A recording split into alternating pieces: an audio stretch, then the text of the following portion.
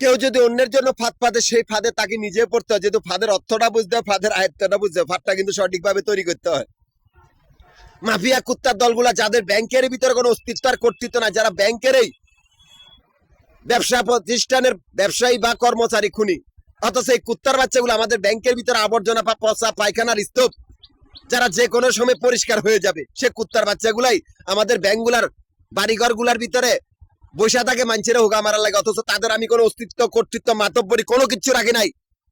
আমি একটা গ্রুপের দায়িত্বরত ছিলাম 20 বছরের উপরে, বা একটা কোম্পানির দায়িত্বরত ছিলাম।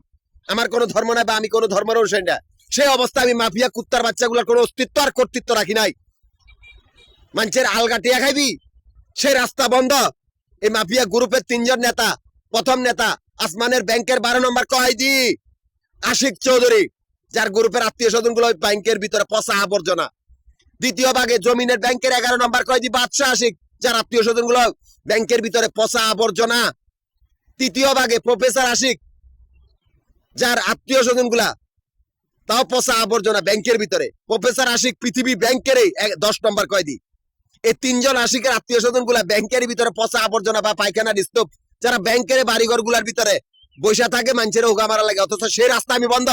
আমি ব্যাংকের আমানত দিয়েছি একটাই গোষ্ঠীর হাতে, অল ডিফেন্স। আমি তখন 20 বছরের উপরে দায়িত্বরত ছিলাম, সারা বাংলাদেশে দায়িত্বরত ছিলাম। তখনই আমি তোদের অস্তিত্ব আর কর্তৃত্ব মাতব্বরি ধ্বংস করেছি। সেই জায়গাগুলোর ভিতরে আমি আমানত দিয়ে দিয়েছি। তোরাই মাফিয়া কুত্তার দল, তোরাই পড়ে গেছো উল্টা হোগা মারা বাহিনীর পাল্লায়। মানুষের হোগা মারবি না, অন্তদের জন্য অল ডিফেন্স, সারা পৃথিবীর অল ডিফেন্স একটাই গোষ্ঠী। হয় তোরা নিজেরা মরবি, নয় তোদেরকে হাতের তালি দেওয়া লাগবে মাফিয়া কুত্তার বাচ্চাগুলা। যেহেতু আমি ঢাকা, গাজীপুর, নারায়ণগঞ্জ 3টা জেলার সমিতির প্রধান। এই 3টা জেলার সমিতির অফিস মিরপুর, নবাবপুর, মতিঝিল। এই 3টা জায়গার ভিতরে আমাদের আবাসিক বাড়িঘর বা হোটেলের ব্যবসার হিসাব করা হয়, অথচ সেই 3 জন আশিকের আত্মীয় স্বজন গুলাই আস্তানা গেড়েছে আমারই সমিতির অফিস ক্যাশ কাউন্টার গুলার সামনে, বা আমাদের বাড়িঘর গুলার সামনে আস্তানা গেড়েছে।